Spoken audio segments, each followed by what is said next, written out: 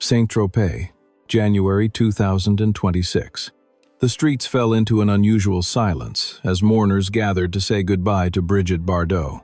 Flowers covered the gates, cameras lined the harbor, and across the Atlantic, American media watched closely. Not because of a new film, but because a legend had finally disappeared. Among the questions whispered during the funeral, one stood above all others. Would her son, Nicolas Jacques Charrier, be there? For decades, Bardot was celebrated as a woman who loved animals with unmatched devotion, who gave her fortune and her voice to creatures without defense. Yet her private life told a harsher story, marked by ruptures, lawsuits, and words that never healed. Today, as the world revisits her legacy, 5 personal conflicts rise again, forcing an uncomfortable question. How could someone capable of such compassion leave behind so much unresolved pain? For Brigitte Bardot, fame arrived early and violently, reshaping her body, her image, and her tolerance for intimacy. Motherhood, however, arrived without consent in a life already overwhelmed by scrutiny. Bardot never hid that she did not want a child. In interviews and later in her own memoirs, she described pregnancy not as a miracle but as an invasion, using language so raw it shocked even those accustomed to her defiance.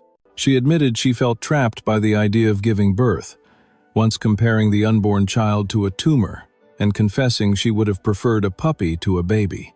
These were not remarks pulled from tabloids. They were statements she chose to record, knowing their permanence.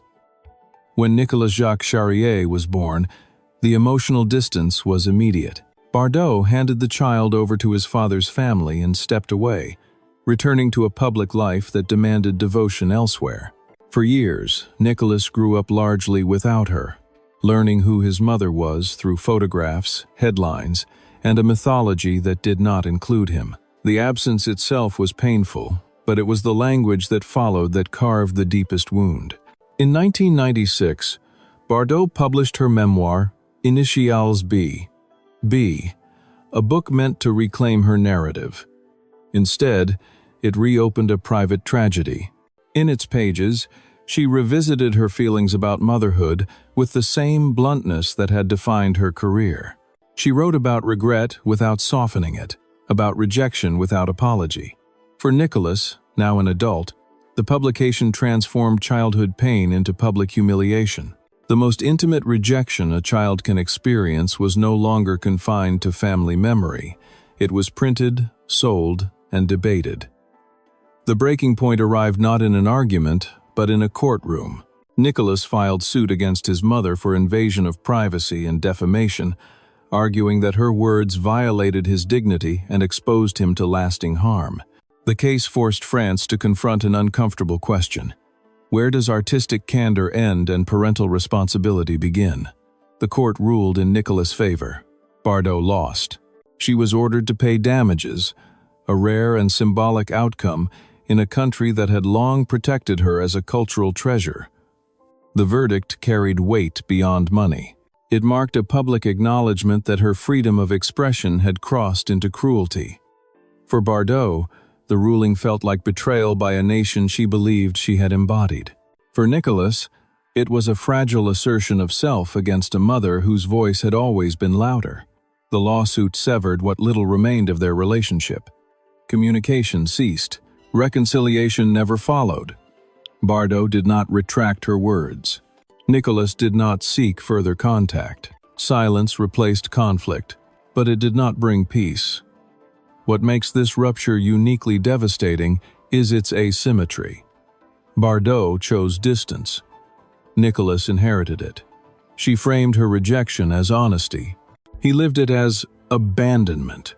While Bardot poured her compassion into animals, rescuing, protecting, and advocating with ferocity, her relationship with her son remained frozen at the point of refusal. Observers often spoke of this contrast as paradox. But for Nicolas, it was consistency. The same woman who rejected him had simply redirected her capacity for care. In the years that followed, every public appearance of Bardot revived the question of motherhood she never answered. And when news of her death spread in January 2026, attention turned once more to Nicholas. Would he attend the funeral? Would absence mirror absence? His presence or lack of it became a story in itself, a final echo of a bond never repaired. This conflict stands first on the list because it defines everything that followed. Lawsuits, rivalries, and ideological wars all trace back to a single truth. Bardot never softened. She did not want to be a mother. For Nicholas, that truth shaped a lifetime. For Bardot, it became the wound her legacy could not escape. If the conflict with her son exposed the emotional cost of Brigitte Bardot's choices, the conflict with Jacques Charrier revealed how those choices unfolded inside a marriage. Charrier entered Bardot's life at a moment when her fame was already overwhelming, when intimacy existed under constant surveillance. Their relationship moved quickly, fueled by attraction and the illusion that stability might still be possible. For a brief time, marriage appeared to offer Bardot a pause from the chaos that defined her public existence. But behind closed doors, the imbalance was immediate. Charrier became a witness to the side of Bardot the world rarely saw. A woman capable of tenderness one moment and ruthless detachment the next. The arrival of their son, Nicolas Jacques, intensified every fracture. Where Charrier hoped fatherhood would ground the family, Bardot experienced it as confinement. Her resentment did not remain abstract. It played out daily, in absences, in words delivered without restraint, and in a growing emotional distance that Charrier could neither bridge nor justify.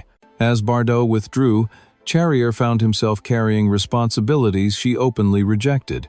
He watched his wife distance herself from their child, not gradually, but decisively, entrusting Nicholas to his family and returning to a life that offered escape rather than obligation. For Charrier, this was not a philosophical disagreement about motherhood. It was lived reality. He was present for the consequences, the confusion, the unanswered questions, the weight placed on a child too young to understand why his mother was gone. Over time, Charrier's role shifted from partner to protector, positioning himself against the woman he once loved. The marriage deteriorated under the strain of irreconcilable values. Bardot viewed Charrier's expectations as judgment.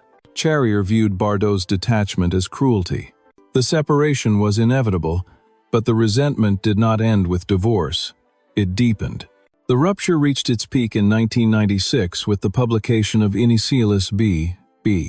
When Bardot revisited her rejection of motherhood in print, Charrier did not read the words as confession or catharsis. He read them as an attack, not only on Nicholas, but on the years he had spent trying to shield their son from harm. Together with Nicholas, Charrier took Bardot to court. His decision was not motivated by publicity. It was an act of defiance against a narrative that reduced lived suffering to personal honesty. In legal filings and public statements, Charrier described Bardot in terms rarely applied to cultural icons, calling her narcissistic and emotionally ruthless. The language shocked the public precisely because it came from someone who had shared her private life. The court's ruling in favor of Nicholas validated Charrier's position, but it did not repair the damage. The legal victory underscored the permanence of the divide. Bardot did not respond with reconciliation. Charrier did not seek forgiveness. Their relationship froze at the moment of confrontation, defined by opposing interpretations of responsibility. For Bardot, truth justified expression. For Charrier, truth demanded accountability. The bitterness lingered long after the trial concluded. Publicly, Bardot dismissed criticism as misunderstanding. Privately, Charrier remained firm in his assessment, unwilling to soften his stance for the sake of legacy. What makes this conflict distinct is its proximity. Charrier was not a rival, a critic, or an outsider. He was a husband who watched ideals collapse in real time. He saw how Bardot's devotion could be selective, how empathy could coexist with indifference. In that sense, his testimony carried unusual weight. He was not interpreting Bardot's words. He had lived their consequences. As years passed, his name faded from headlines, but the fracture remained unresolved. When Bardot died in January 2026, attention returned to the family she left behind. Charrier did not speak publicly. He did not need to. His position had been made clear decades earlier, in court, in defense of a child, against a woman the world insisted on calling an icon. That confrontation, once ignited, never truly ended. Among Brigitte Bardot's many public confrontations, none crystallized her absolutism more clearly than her clash with Sophia Loren. Both women rose in the same era. Both were crowned symbols of beauty in the 1,960 seconds, and both were watched by the world as embodiments of European glamour. Yet beneath the surface, similarities lay a fundamental divide. Loren represented continuity with tradition, family, and a pragmatic navigation of fame. Bardot represented rupture, rebellion, and moral urgency that refused compromise. For years, the comparison hovered unspoken, a quiet rivalry sustained by press narratives and public imagination. The conflict became personal when Bardot's activism hardened into doctrine. By the time Bardot withdrew from cinema and devoted herself almost exclusively to animal rights, her convictions had turned uncompromising. Fur was not a fashion choice in her eyes, it was an ethical crime. When news circulated that Sophia Loren had agreed to advertise for a luxury fur brand, Bardot did not respond with measured criticism. She reacted with moral condemnation. In letters and statements reported by the press, Bardot denounced the campaign and the woman behind it, framing the decision as a betrayal of basic compassion. She went further, declaring that she could not befriend that kind of woman, language that transformed ideological disagreement into personal exclusion. The intensity of Bardot's response shocked observers precisely because it erased nuance. Loren's position was never framed as malicious. She was operating within an industry where such endorsements were commonplace and lucrative. Bardot refused that context.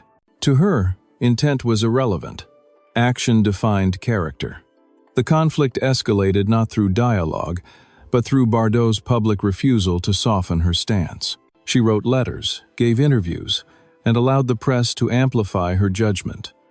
What could have remained an activist critique became a referendum on Loren's morality. For Bardot, drawing the line was the point. For Loren, the line was incomprehensible. Sophia Loren did not retaliate. She did not engage in a war of words or defend herself publicly in kind. Her response was distance. She maintained composure, allowing silence to function as boundary rather than concession. That silence, however, only sharpened the contrast. Bardot interpreted it as indifference to suffering. Loren treated it as dignity. The lack of reconciliation was immediate and permanent. Any possibility of friendship evaporated the moment Bardot framed the disagreement as a measure of worth. From that point forward, the two icons occupied opposite moral poles in the public imagination. What makes this conflict distinct from Bardot's family ruptures is its symbolism. This was not about intimacy or abandonment, it was about identity. Bardot defined herself through causes that demanded absolute allegiance. When Loren failed that test, she was cast out without appeal. The ferocity of Bardot's condemnation revealed how activism had reshaped her capacity for relationship. Compassion, once expansive, became conditional. Those who aligned were embraced, those who did not were rejected. In that framework, friendship was impossible. The fallout extended beyond the two women.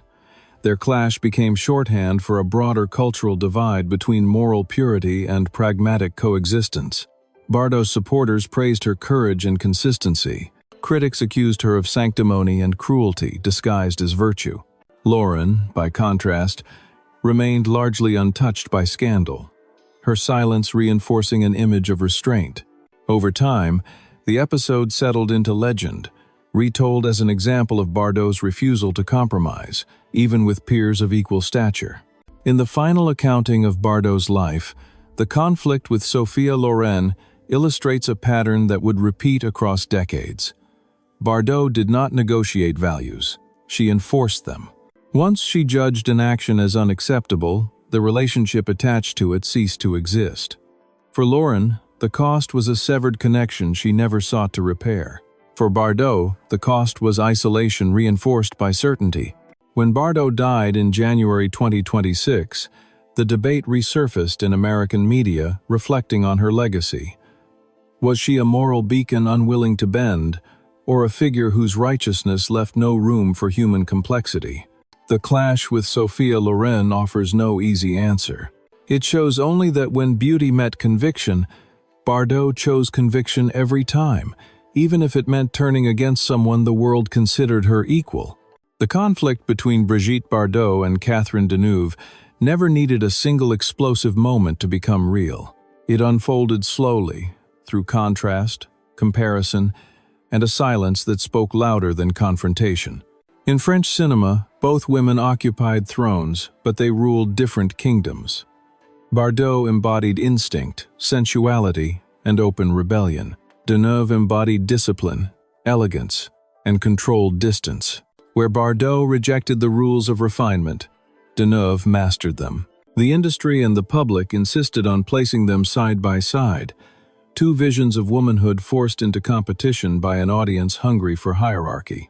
Bardot resented that framing from the beginning. To her, Deneuve's restraint read as artificial, a performance designed to please institutions Bardot had long rejected. The tension became personal through Bardot's words. Unlike Deneuve, who avoided public feuds, Bardot embraced provocation. In interviews, she dismissed Deneuve as bland, accusing her of lacking authenticity and hiding behind polish. These remarks were not framed as critique of acting style. They were judgments of character. Bardot positioned herself as honest to the point of brutality, implying that Deneuve's composure was a form of deceit. The comments circulated widely, reinforcing a narrative of rivalry even as Deneuve declined to participate. Her response was consistent. Distance without denial. She neither defended herself nor retaliated, allowing the imbalance to stand. Bardot spoke. Deneuve did not. This asymmetry intensified the conflict. Bardot interpreted silence as confirmation of her critique, evidence that Deneuve was unwilling or unable to engage outside the safety of propriety. For Deneuve, silence was a boundary, a refusal to legitimize a war she never declared. Over time, the divide hardened into archetype. Bardot became the symbol of unfiltered truth. Deneuve, the symbol of controlled artifice. The press amplified the contrast, framing every new statement or absence as proof of incompatibility. Friendship was never attempted. Mutual respect never developed. What remained was a permanent chill, an unspoken agreement to exist on opposite ends of French cultural identity. The deeper fracture lay in values. Bardot despised what she perceived as complicity with systems she loathed, including the film industry's hypocrisy and political caution.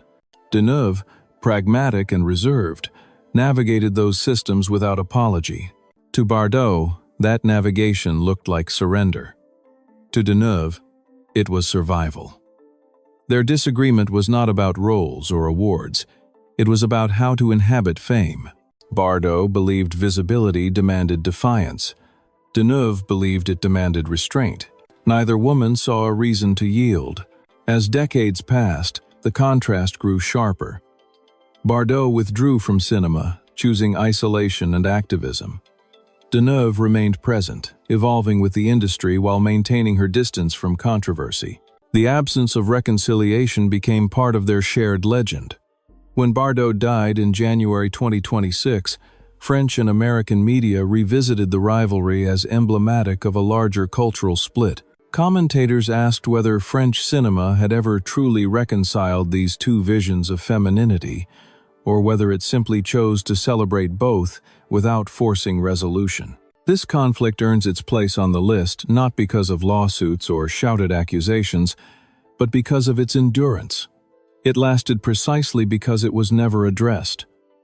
Bardot never withdrew her judgments. Deneuve never answered them. The Cold War remained intact, sustained by incompatible philosophies of authenticity. In the end, Bardot's refusal to soften and Deneuve's refusal to engage created a standoff with no victor. One woman chose noise, the other chose silence. The distance between them became permanent, a reflection of how deeply divided French cultural ideals had become. When Bardot's life was finally assessed in full, the absence of Catherine Deneuve from her story felt less like coincidence and more like conclusion. Some divides are too fundamental to bridge, especially when neither side believes it should. In the final chapter of her public life, Brigitte Bardot found herself isolated not by age or obscurity, but by history moving in a direction she refused to follow. When the Me Too movement erupted across Hollywood and Europe, reshaping how power, consent, and silence were discussed, Bardot did not hesitate. She stood openly against it. To many, her reaction felt not merely contrarian, but deliberately incendiary. Bardot dismissed actresses who spoke out about sexual harassment and assault as hypocritical and exaggerated, arguing that many had willingly used flirtation and seduction to advance their careers before reframing those experiences as victimhood. These statements were not offhand remarks. They were carefully articulated positions she repeated in interviews and open letters, fully aware of their impact. The backlash was immediate and severe.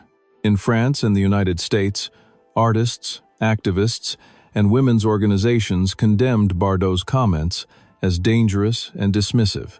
For a generation that viewed Me Too as a long overdue correction, Bardot's words sounded like betrayal from someone who had once symbolized female liberation. Bardot rejected that interpretation outright. She insisted that her experience in cinema had been different, that she had navigated male attention without perceiving herself as a victim, and that imposing a universal narrative of abuse erased personal agency. To Bardot, the movement represented moral panic rather than justice. To her critics, it represented accountability she refused to acknowledge. What made this conflict deeply personal was Bardot's unwillingness to distinguish between systemic abuse and individual experience. She framed the issue as a matter of character, not power. In doing so, she positioned herself against women who saw public testimony as survival rather than strategy. The debate quickly moved beyond nuance. Bardot became a symbol of generational rupture, a reminder that feminist progress is neither linear nor unanimous. Her comments were dissected across American media, with long-form essays questioning how a woman once celebrated for sexual autonomy could dismiss the suffering of others so easily. Bardot responded not with regret, but with defiance.